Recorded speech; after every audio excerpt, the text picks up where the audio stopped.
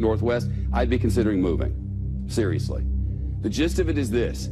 The federal government estimates 13,000 Americans will die in a major earthquake and tsunami in the Pacific Northwest. It's not a question of whether, but when. This earthquake is coming, and it's overdue. This morning, the most popular article on the New Yorker's website is rattling many Americans. The really big one examines a titanic earthquake and tsunami, but not where you might imagine. A fault line called the Cascadia Subduction Zone runs for 700 miles off the Pacific Northwest coast. Experts think it will trigger the worst national disaster in North American history, and it is overdue. It's predicted to be worse than Hurricane Katrina, worse than the San Francisco earthquake of 1906. Scientists and FEMA, the Federal Emergency Management Agency, are warning of a pending doom for the Pacific Northwest. An earthquake along a little-known fault line that would kill thousands and affect millions. Consider that the magnitude 9.0 earthquake in Japan just a few years ago, remember that? Killed more than 15,000 people in the north of Japan and injured thousands of others.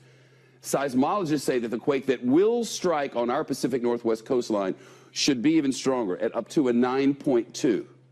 They call such a quake a margin rupture quake, and it's every bit as bad as it sounds. Here's the reason for it. Our entire continent sits on the North American tectonic shelf, right? Plate, I should say. Off the coast of the Pacific Northwest, from the top of Washington State all the way down to northern California. This is it. And another plate called the Juan de Fuca is trying to slide up under North America, but it's stuck. We have an illustration over here in the big wall. Let me show you what this is. This is our continent here. This is the Cascada Mountains. This is the Cascadia, what do they call it? The Cascadia what? Bridge. The Cascadia Bridge. I was actually asking him, but thank you. The North American plate here and the Juan de Fuca plate here. This one's sliding up under, and eventually this is going to go down, send a huge wall of water up. That wall will go all the way over to Japan, and the other will come onto our shore within 15 minutes. And when it slips, it will unleash not only a colossal earthquake, but also that tsunami, 700 miles long, and in some places up to a 100-foot high wall of water and whatever it's pushing, like houses and dump trucks and schools. Thousands and thousands will not escape. The New Yorker quotes a FEMA official who says, and I quote, "Our operating assumption is that everything west of Interstate 5 will be toast." Everything west of Interstate 5 is gone. That's Seattle, Tacoma, Portland and Olympia, Salem and Eugene, wiped out. Altogether about 7 million people. That's not including tourists. So think of summertime. The New Yorker reports that FEMA calculations indicate the disaster will damage or destroy about 1 million buildings, including 3,000 schools and 1/3 of all fire stations. And perhaps the worst part of all of this, these sorts of earthquakes happen at regular intervals in exactly this part of the world, have forever. On average, according to seismologists, about every 240 years. So when was the last one of these massive 9.2 or so earthquakes? Well, the last one was more than 300 years ago, the year 1700. It struck in the Pacific Northwest and sent a 600-foot wave of water all the way to Japan. So right now, on average, the Pacific Northwest is decades overdue for the really, really big one.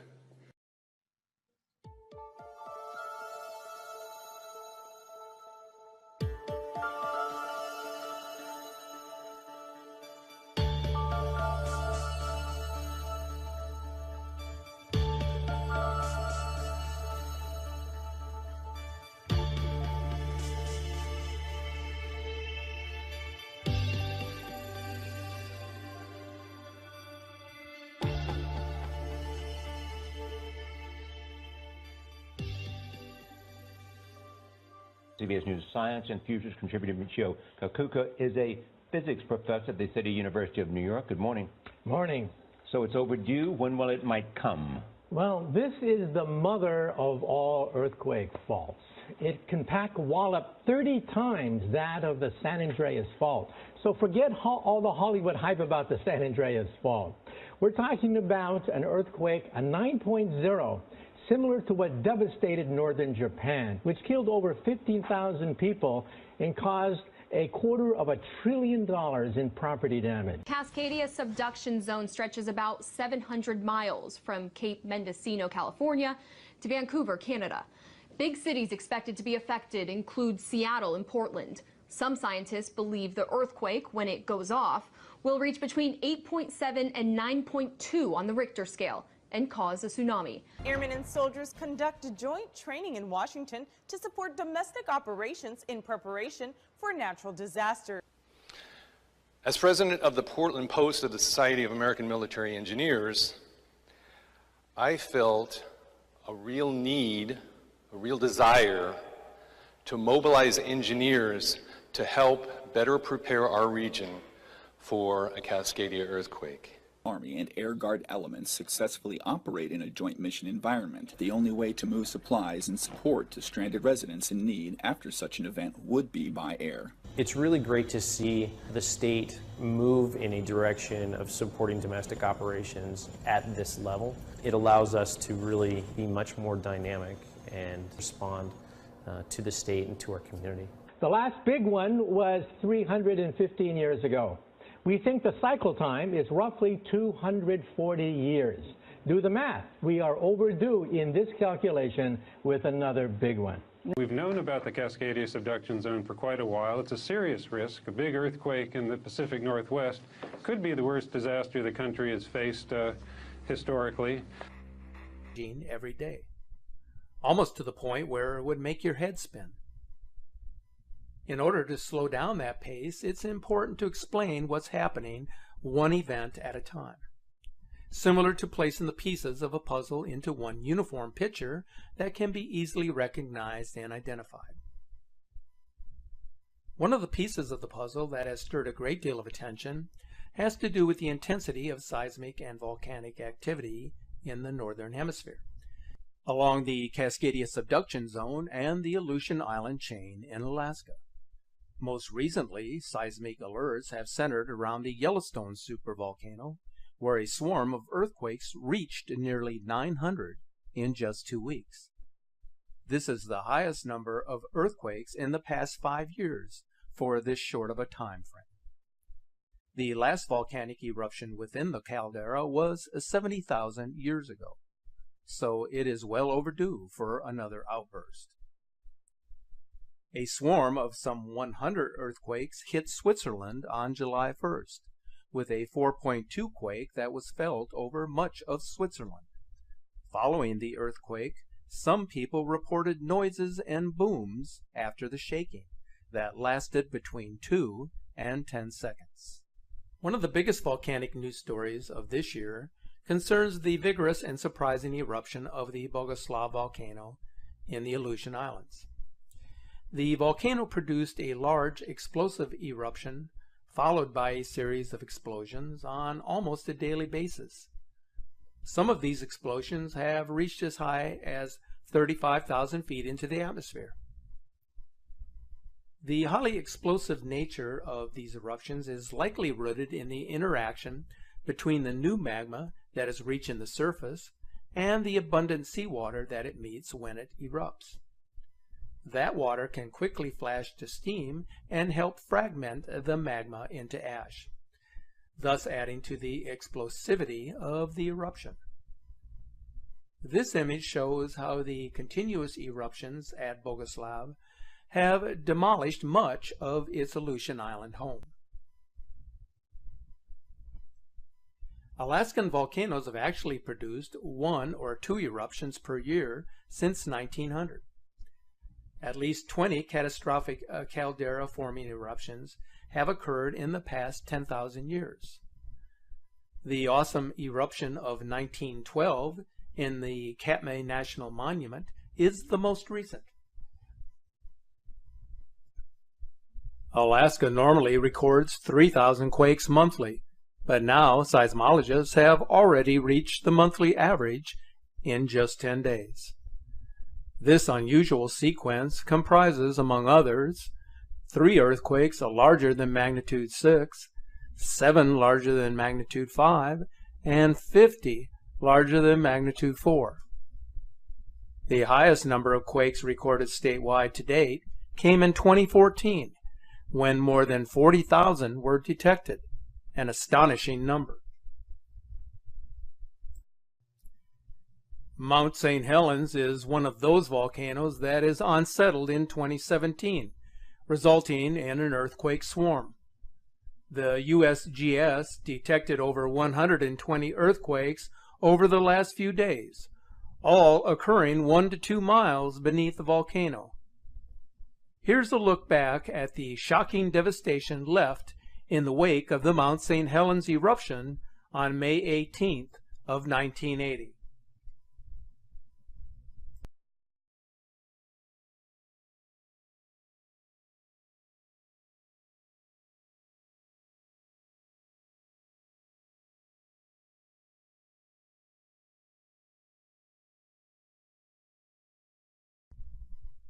We often associate volcanic eruptions with the earthquakes that precede the eruption.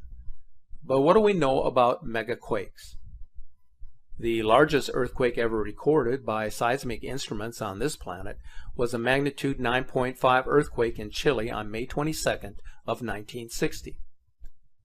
That earthquake occurred on a fault that is almost 1,000 miles long and 150 miles wide, dipping into the earth at a shallow angle.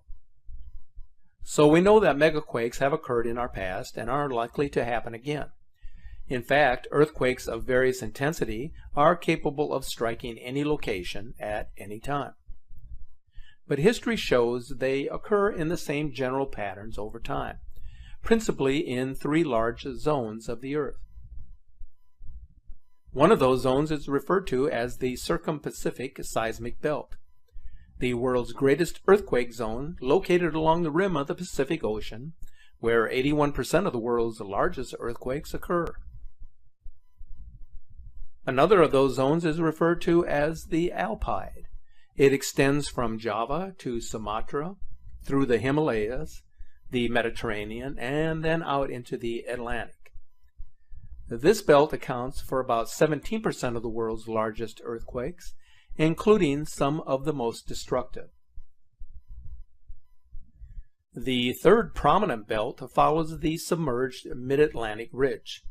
This would include the New Madrid fault line. The last significant earthquake to occur in this area was in 1811 and 1812, the most powerful earthquakes to hit the contiguous United States east of the Rocky Mountains in recorded history. In fact, the New Madrid earthquakes were so powerful that they were felt over nearly 1 million square miles. Not only did the quake reverse the flow of the Mississippi, but it damaged the sidewalks in Washington, D.C., and reportedly rang church bells in Boston. The New Madrid is the least understood seismic zone in the United States.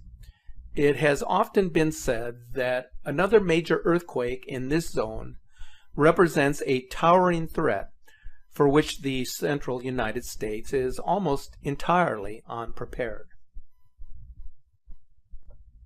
I'm sure you've heard of the expression that if an earth-shattering catastrophe were to occur, that California would eventually fall off into the ocean. Well, that saying is a bit exaggerated, but California is moving horizontally north towards Alaska in a type of sliding motion.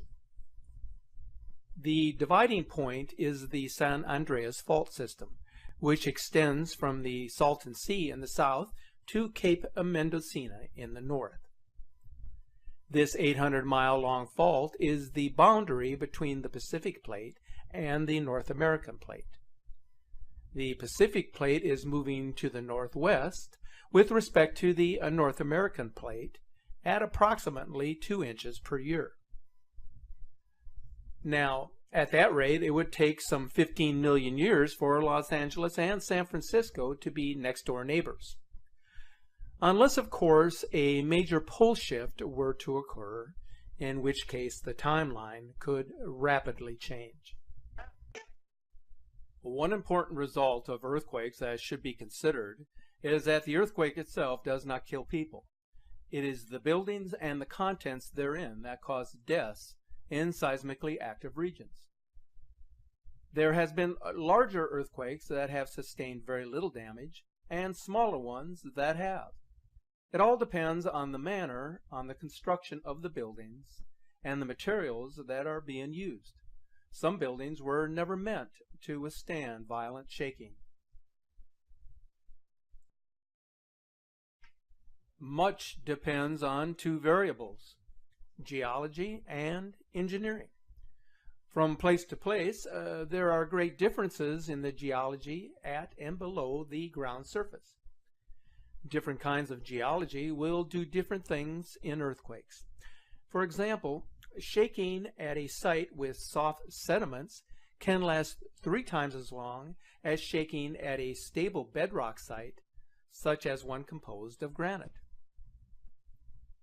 Local soil conditions also play a role, as certain soils greatly amplify the shaking in an earthquake. The looser and thicker the soil is, the greater the energy movement will be. Fires are another major risk during earthquakes, as gas lines may be damaged, which could dramatically change life in America overnight. Earthquakes are a powerful force that can change landscapes and lifestyles. But there is something even more distressing that earthquakes are capable of doing. Media sources have reported that the Chilean earthquake of 2010 and the Japanese quake of 2011 were so powerful that they caused a shift or tilt in the Earth's axis. The Earth, which spins like a top as it orbits the Sun, has its tilt permanently altered. If we evaluate the simple facts involved with these two earthquakes, then the probability of an axis tilt comes into focus. The earthquake that unleashed the devastating tsunami on March 11th of 2011 moved the entire main island of Japan by 8 feet. It also shifted the Earth on its axis by nearly 4 inches. Scientists who are familiar with the phenomena say that the axis being altered has led to the shortening of the day by 1.8 milliseconds. The law of physics implies that the axis of rotation doesn't change relative to other stars as a result of an earthquake.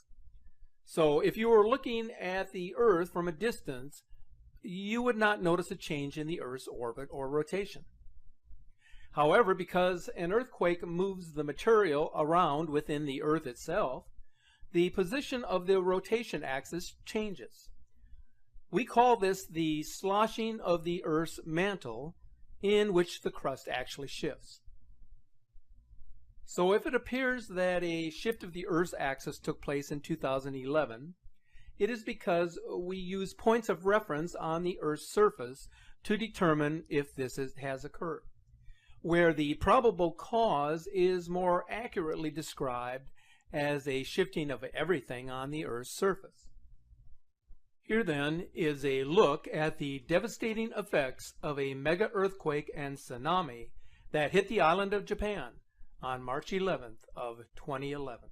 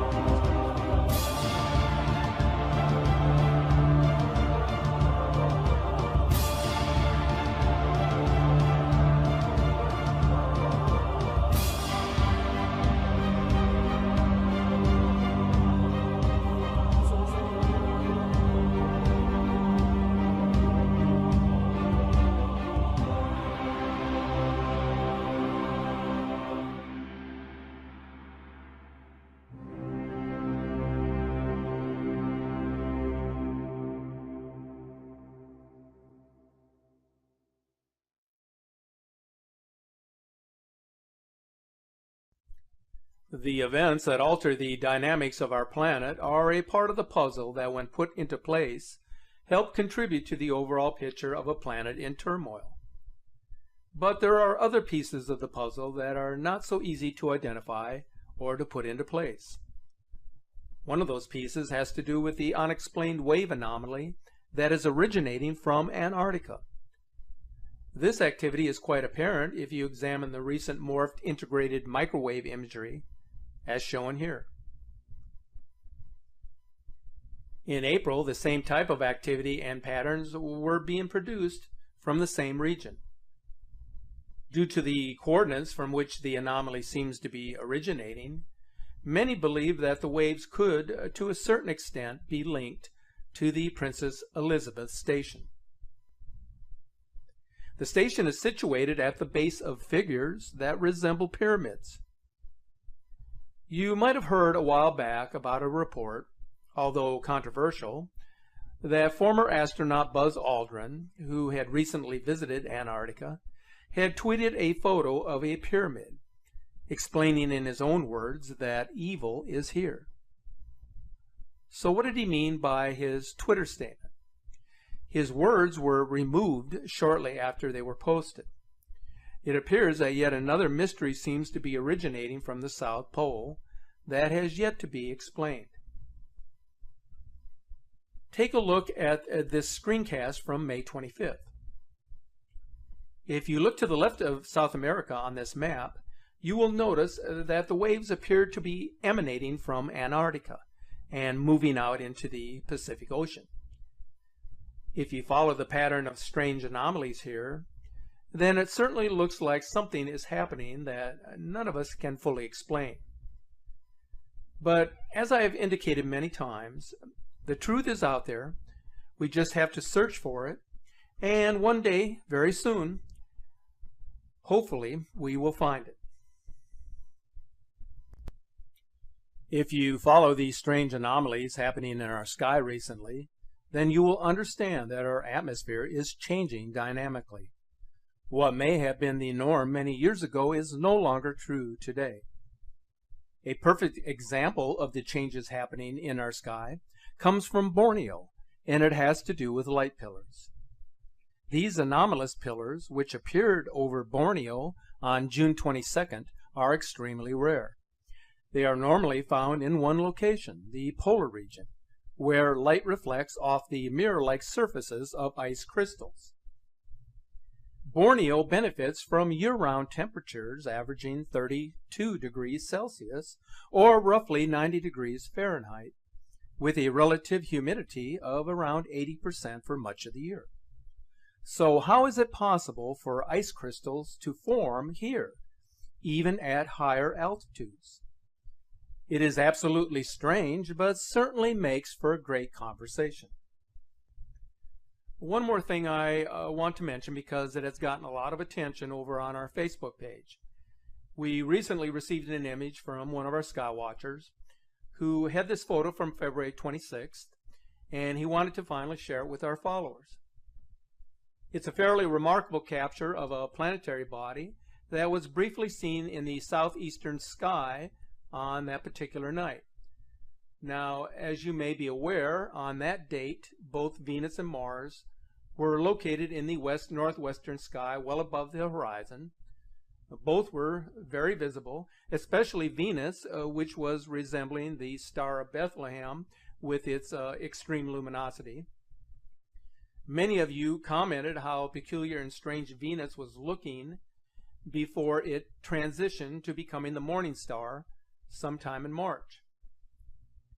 There are a lot of viewers second-guessing about this photo, but it seems that no one can fully explain what this is. So I thought I would just get this out to you. You can go over to our Facebook page and follow the comments on this, as it really has garnered a lot of attention, as do all mysteries that are difficult to explain. So my friends, keep yourself informed on everything that is going on these days. Don't just rely on what the mainstream media or others may tell you. Investigate for yourself. That is the surest way to get the information that you will need going forward. In the meantime, stay safe, be aware of your surroundings, and keep looking to the sky.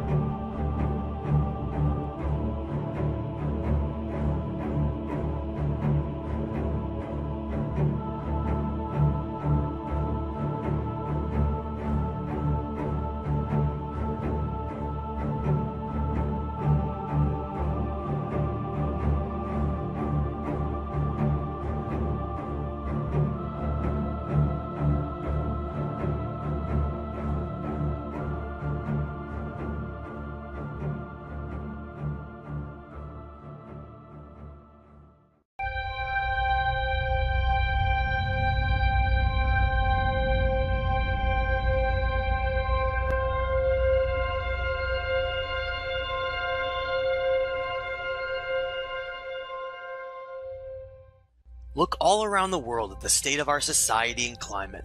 Superstorms like Harvey and Irma crashed into Texas and Florida, smashing rainfall and wind records, and a large 8.1 earthquake in Mexico caused devastating damage. For more than 10 years, our planet's climate has been changing at an alarming rate when compared to geologic records, with increased superstorms, earthquake, and volcanoes worldwide. At the same time, the media focuses our attention away from all of this towards celebrities, icons, and war to divert from the truth. So what really is the truth? As tides around the globe begin receding at a shocking rate, as seen in Florida, Brazil, and Egypt, and large earthquakes and volcanoes increase, we all deserve to know what's really happening, and if an outside force is actually to blame for all of this. We must not shy away from this information any longer, for a time of great change is upon us that has been written about for thousands of years. To understand what's happening, we must first go back to the earliest developed human civilization on Earth, known as the Sumerians, in what's today known as Iraq. The Sumerians represent the first civilization to develop advanced writing techniques, as well as tracking events and chronicling our ancient history. The Sumerians claimed that their knowledge of the stars, writing, agriculture, and social structures were all lowered from heaven by great gods who came from a planet with a long elliptical orbit known as Planet X, or Nibiru, meaning the crossing. The name Nibiru is derived from the unusual elliptical orbit that the planet follows, which takes it through our central solar system every 3,600 years. The Sumerians left behind records indicating the existence of this planet in cuneiform writings and cylinder seals. The most famous of these is known as VA-243, which shows a scale model of our solar system, which includes our central sun and the planets that revolve around it, including Planet X, where they claim their gods came from. Today, most of society has been tricked into believing these gods in Planet X are nothing more than a myth and fairy tale to hide the truth with laughter and ridicule. This clever tactic has hidden the real version of history and our origins for generations, until over time it has been nearly lost forever. It's time for humanity to awaken from its amnesia of all of this happened before us. The Sumerians called their gods the Anunnaki, which meant those who from heaven to earth came. The Sumerians wrote in detail about both who the Anunnaki were and the events that led to their arrival on Earth hundreds of thousands of years ago from Planet X. In these early cuneiform writings, such as the Atrahasis, we learn about two brothers known as Enki and Enlil, who bitterly fight over the direction of humanity, and provides details of the disasters caused by the crossing of Planet X. Much of the turmoil revolves around these two rival families and how this mysterious planet has shaped our story. Enki was a brilliant scientist and was known as the great magician and geneticist of the Anunnaki family. His symbol was represented as a dragon and serpent, and was shown through the modern medical caduceus symbol. The name En means Lord, with Ki being the original name of our planet before it was called Earth, which was later renamed for this great being Ea, a previous name of Enki. Enki's half-brother Enlil, known as the Lord of the Air or Sky, and represented by the eagle and bull, was a polar opposite of his brother. His values revolved around a military and highly disciplined mentality, whose interests solely lie in the preservation and future of the Empire of Anu. All of the Anunnaki are named after this king of the gods who believes that he rules over Earth. The oldest and most important of these Sumerian writings is known as the Enuma Elish, which is a cuneiform tablet that speaks about our origin story and the devastation in our solar system long ago in the past. Found in 1849 in what is now the area of Mosul, Iraq, the Enuma Elish may be one of the most important pieces of writing in human history for the unaltered and extensive information given for the events of the ancient past. The Enuma Elish contains 7 tablets, with the first 5 describing the turbulent celestial events that happened long ago when these Anunnaki royal gods acted out roles as the planets of our solar system like a grand play, with Marduk being represented as the planet X, known to the Sumerians as Nibiru, with Enlil represented as Jupiter. Reading from an excerpt from Tablet 6 of the Enuma Elish, it states, "They bound him, holding him before Enki. They inflicted the penalty on him and severed his blood vessels. From his blood, he, Enki, created mankind, on whom he imposed the service of the gods and set the gods free. After the wise Enki had created mankind and had imposed the service of the gods upon them, the task is beyond comprehension. The gods were then divided, all of the Anunnaki into upper and lower groups. He assigned 300 in the heavens to guard the decrees of Anu and appointed them as guard." Enlil has always hated humanity and called them the beasts, referencing their primitive nature and compared to their DNA. These brothers were given ownership and responsibility over planet Earth and deemed themselves gods of everything beneath them. Most of our story and the extensive conflict throughout humanity all stems from the jealousy that arose between Enlil and his sons over the gifts within the human genome that were instilled secretly by using Enki's own DNA himself.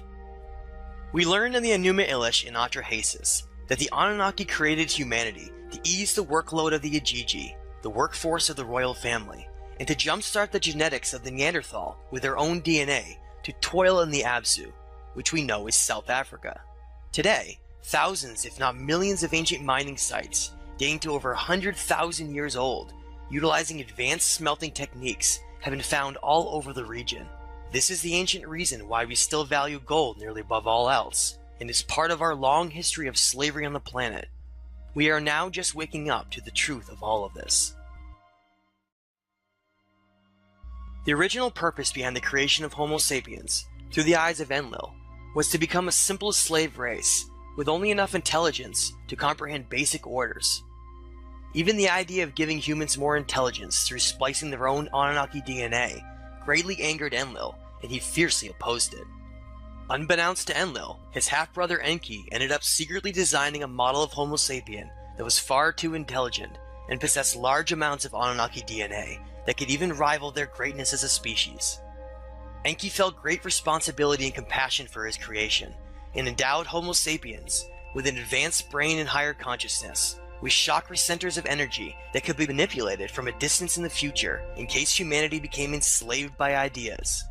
When Enlil found out that Enki had given Homo sapiens the gifts of their intelligence and the right to free will through conscious expansion, he was furious and promised to enslave humanity forever and never allow them to know the truth of who they really are. Much of the current reality stems from the promise that has always been kept and is the purpose behind the inversion of so many meanings that lead back to the truth, such as the demonization of the snake, Enki's symbol. This realization of reality can be uncomfortable to accept, but necessary for growth and perspective. When Enlil was chosen to be the ruler of Earth, instead of his half-brother Enki, a promise that had been made for the ultimate slavery of humanity was orchestrated and carried out 12,800 years ago as the planet crossing, Planet X, approached perihelion and disaster occurred across the Earth, as told by Atrahasis, who was also known as Noah. This represented the great reset button of humanity, and just the calamity needed by Enlil to permanently enslave humanity by tricking them through the conditioning of certain ideas and laws, so that society would unknowingly give all of their energy away to these gods. The popular figure of the cross, represented by Planet X, meaning the crossing or the sacrifice on the crossing through Marduk's later trickery, was implemented into religion to become a massive control system of information and controlling the minds of all of society.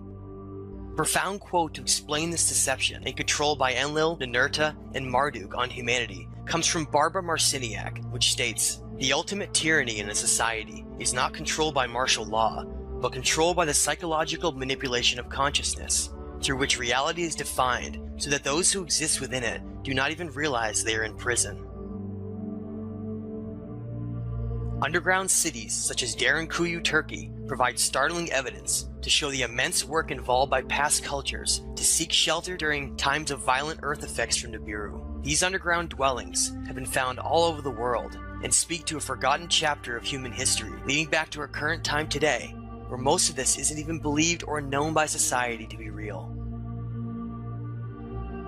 In 1991, Dr. Robert Harrington, the chief astronomer of the U.S. Naval Observatory, took an 8-inch telescope to the end of Black Birch, New Zealand, one of the few optimal viewing points on Earth, and discovered a large planetary body approaching our solar system. Dr. Harrington calculated this planetary body to be approaching from below the ecliptic at an angle of around 40 degrees. A year later, in 1992, NASA gave 2 press briefings where they prepared the public for disclosure of a new planet in the far outer reaches of our solar system they called Planet X. Millions followed the events, awaiting the spectacular announcement of a new planet, only to hear silence.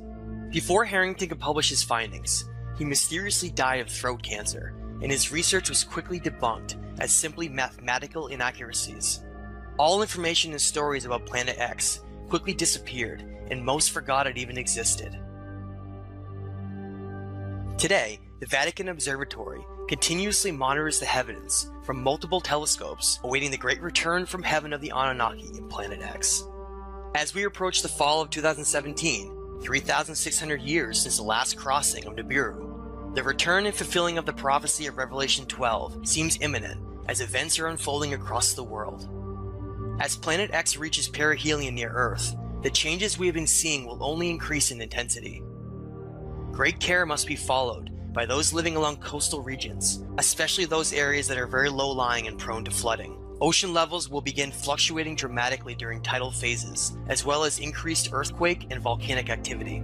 Any large seismic activity could lead to a number of tsunamis along the coast and should be monitored closely. No matter what happens during this pass, records indicate it will not be anywhere near as destructive as the past 12,800 years ago, which led to the end of the Ice Age and the Great Deluge. The biggest impacts from Planet X are likely not going to come from environmental disruptions, but from sweeping change across our social, monetary, political, religious, and scientific understandings. Reality as we know it will change forever once intelligent life is finally announced to the public.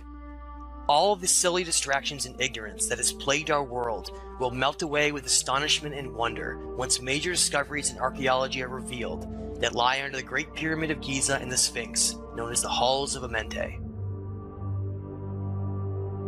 Our understanding of who we are and our place within the multiverse is just beginning to be understood. This will be a time of weighing our consciousness and measuring our actions to reflect on what kind of being we are and how we can contribute to our timeline story. The Anunnaki gods follow the ancient rules laid down for the balancing of energy during zodiacal cycles. The time of Pisces featured a negative polarity, which is why we saw war dominate the planet for thousands of years. All of these changes represent the great metamorphosis of our time as we enter the positive polarity of Aquarius in the next several years to take the first step on our journey into the cosmos to join our galactic neighbors. What kind of society will we become? One focused on war and material gain by the eagle? Or higher consciousness in the lost teachings of the great dragon Enki?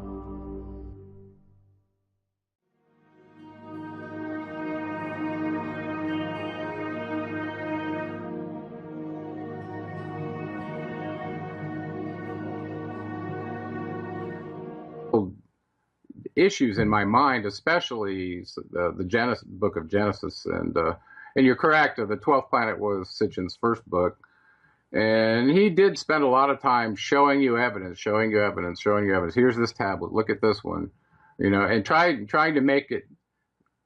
He was trying to justify this unbelievable theory that most of the scientific people and the academics were dissing him over, because he was like Wilhelm Reich. Or what was it? What was the guy's name who discovered Troy? I can't remember his name. He was a German, though. But, you know, the same problem with him is the academics dissed him. And, you know, so he was pretty much out on his own with his own resources. And so I kind of saw that with Sitchin as well. And, you know, Sitchin, he left himself open, I think, by writing The Lost Book of Enki and not giving any sources for it. I think it was a great book. And I think it wove together a lot of the pieces that he had from various sources to tell the big story, which he did very well. He was a great writer. But I never felt like I could reference that book without references, you know, so I never really talk about that one. But the 12th planet really opened my eyes to the Sumerian documents. And I'd been looking for a culture that had the earliest writing, so I could kind of go back to the source and go, well, where did this technological chasm come between different civilizations? That's how I was approaching it. And then I read, I think, Genesis Revisited from him. And this really made me go back and read the Bible again closely. And I started seeing things from the perspective now, having read all the Sumerian documents, that made a lot more sense to me. And with that perspective, you could differentiate the truth from a lie a lot more readily.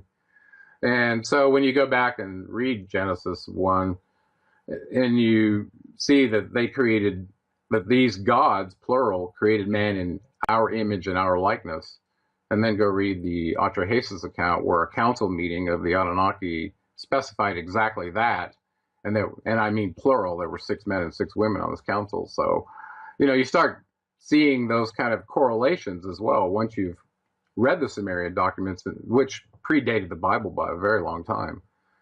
All of a sudden you realize that what you have there that's called the Word of God isn't completely true. And there were political agendas in writing that book. If you truly understand the circumstances the Hebrew people were in as they were being held captive in Babylon, where they first saw these documents, these Sumerian documents. Okay, so what do we know? What is your specific question about the prehistory of Nibiru, this planet that they say they come from? And then we can kind of walk from there into the main players and who did what to whom and how we ended up where we are now. But kind of will give us a platform to maybe discuss a little more. Great. Correlations with how we go forward, because that's, you know, once you realize all this stuff, it takes a long time to process it. And some people years. Okay, this is like tearing out every belief system you have, and all of a sudden you're faced with this truth that's in stone, that's sitting up in museums, where you can either ignore it or synthesize it and realize what they were saying probably was not a lie, even though it was called a myth by by the conquering cultures, right? Well, and here's one thing that I'd like to make a point. As far as different religions and cultures and beliefs, that's one of the amazing things about being a human being, is we have the right to think for ourselves and believe what we want to. So, you know, whatever take or mindset you have on religion, divine providence, God, if you believe in multiple gods, if you're an atheist, whatever, you know, this is tonight just an opportunity to hear about stuff that's been documented throughout history. And the translations that are discussed have, you know, there's multiple sources that collaborate and say, yes, this is what happened. So whether or not you want to believe it or it's 100% accurate, you know, that's up for debate, and that's fine for you to believe. But a lot of this information it's cutting edge, because this is stuff that's been suppressed for thousands of years. When the Crusades took place, and, you know, anything that wasn't a part of the system church at that time, you know, was looked at as blasphemy, witchcraft, and people were burned at the stake. Libraries and tons of information was destroyed because of this. So a lot of this information and what you're talking about predates the books of the Bible, and that's just incredible. So I would like to talk about the 6 women and the 6 men that were part of it, and we'll get into some of the names and the correlations of the biblical references, maybe the Greek gods, and maybe even if they connect to the Vedic gods, you know, Valhalla and some of the Nordics and stuff. But my question was about Nibiru. Is the official version that I know about of the Anunnaki when they came to Earth was to look for gold. Is that correct? Well, that is correct. If we start back on the prehistory of Nibiru, There was a king that ends up as the main progenitor in the Anunnaki line that we like to include in the story because he was head of the Anunnaki Council, and his name was Anu. Okay, so Anu was the original king, or as far back as you can go, it was Anu. Right, and we're circa 450,000 years ago right now, and according to their records, one of the beings who was the prior king, his name was Lama, excuse me, he was discussing problems in their atmosphere, whether to bolster their atmosphere to protect themselves against radiation using the volcanoes to reactivate them by firing missiles into them, or to create a particulate solution to seed the atmosphere. And this was a discussion they were having way back then, because you have to understand, in the myths of Mesopotamia, there's a document in there called the Atrahasis, written by Stephanie Dawley.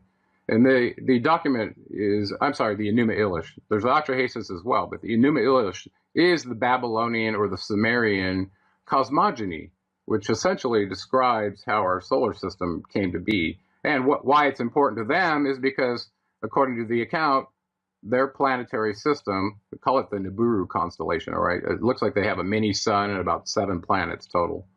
And each planet may have a couple of satellites. Okay. Well, anyway, this constellation somehow, according to their record, in this allegory of this epic battle in space with, think of the planets as billiard balls that are just flying around. Well, they somehow got trapped into our sun's orbit, in a retrograde orbit, according to them, that they weren't in before. And after the first time through, they described all the things they were doing at the inner planets to prepare themselves for shielding radiation, have to blow this up to get it out of the way, all these kind of things. And we didn't really understand it until we got a little more scientific, I think. They were talking about using weapons that could split an entire planet. You know, and that reminds me of like a Type 2 civilization. Right. So anyway, they had atmospheric problems without getting too lost there. They're in a 3600 retrograde orbit, according to them. They kept time in that method in what was called a shar. Even the Sumerian kings list, their reigns were listed in shars. Okay. And if you read the Sumerian kings list that was given to us by Berossus, it shows the first one having a reign of 8 shars, which turns out to be 28,800 years. As unbelievable as that is. And we'll get to that, okay? But keep that in mind. So they got trapped in this retrograde orbit. It gives them a platform, a moving platform, to see all the other planets that are already in this space. Well, they didn't get out that easily. They apparently had some collisions about the second time around their 3,600-year orbit, such that one of the satellites of Nibiru struck a planet that was in the place where the Earth is now. They called it Tiamat. It broke part of it off. Part of it became the Earth, and the other part became the asteroid belt. And at that point, one of the moons of Nibiru apparently got stuck in its orbit, and they called that one Kingu, which is our moon, which is unusually large for our planet, you have to admit. So anyway, so a lot of these stories they told in this Enuma Elish account, we're now verifying scientifically that what they said is true. And this document is quite old. So from there, they needed a solution, because if you imagine a planetary system coming into perihelion with the sun every 3,600 years, what it would do to your atmosphere. It'd probably strip it of various components that would normally be there, either through magnetic effects, through plasma discharge and irradiating it, who knows, okay? But apparently they had this need to keep bolstering their atmosphere, which, and I think they knew in the long run it was a losing battle to continue to do this. They needed a long-term solution, and I think that's partly where the Earth came in their long-term plans. But anyway, they had an occlusion account in their Enuma Elish with the Earth, so they knew about it, and they called the planet Ki. Okay, and they counted from the outside in, from their perspective, since when they were out aphelion, they were the farthest planet out. So they counted inward, the planets inward, and that if you count that way, the Earth is number 7. That's why I named my second book The Seventh Planet. Okay. So with this problem that they had, the king Anu decided to dispatch his chief scientist, who was called Enki. It was his firstborn son.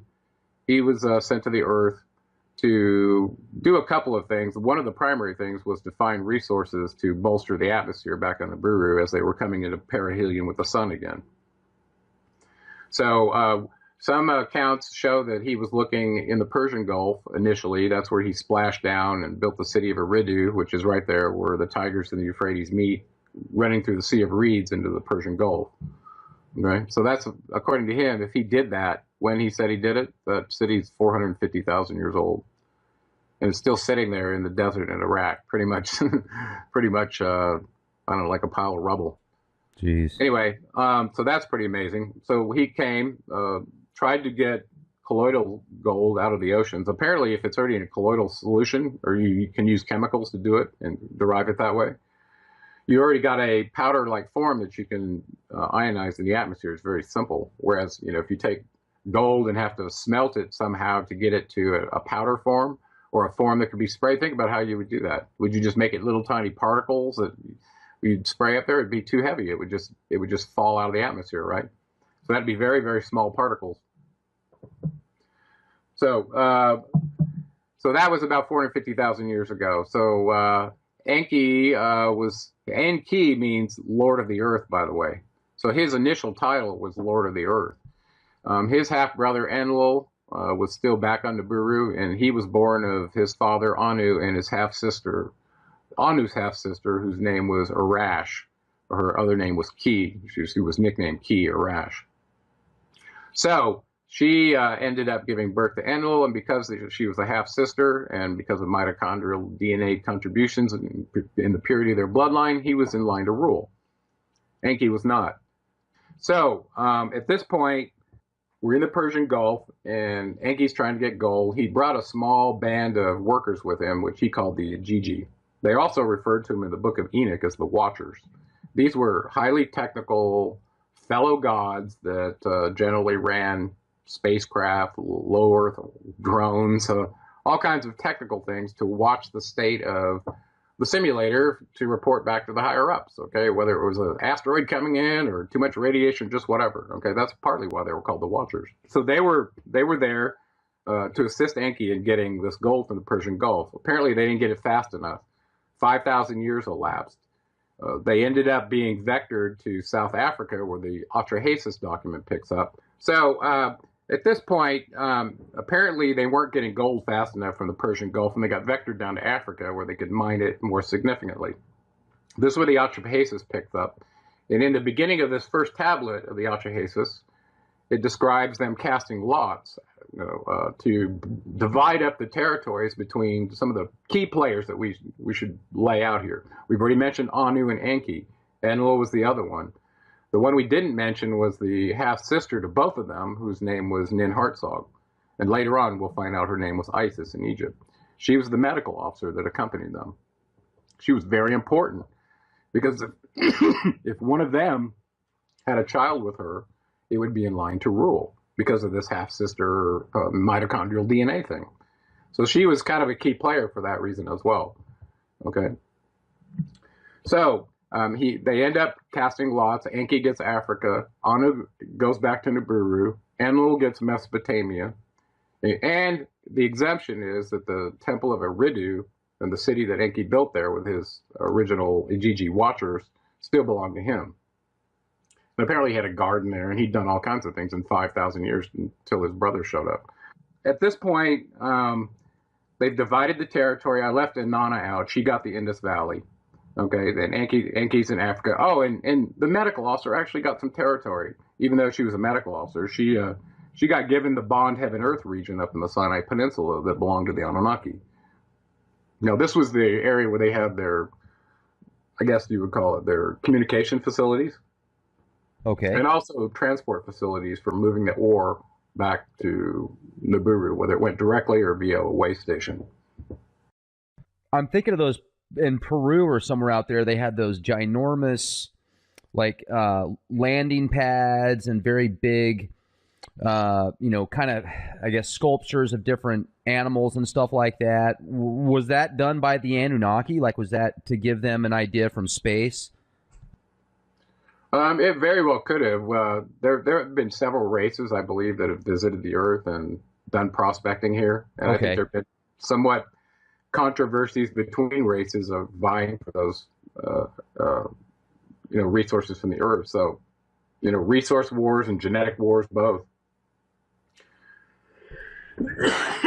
Excuse me. Okay, so let's go back to Africa. We've now got the main players. They've divided the territories. And these Ajiji watchers are signed up to come down to Africa and mine the gold manually versus this colloidal method they were originally planning to do from the ocean. Well, this is hard work.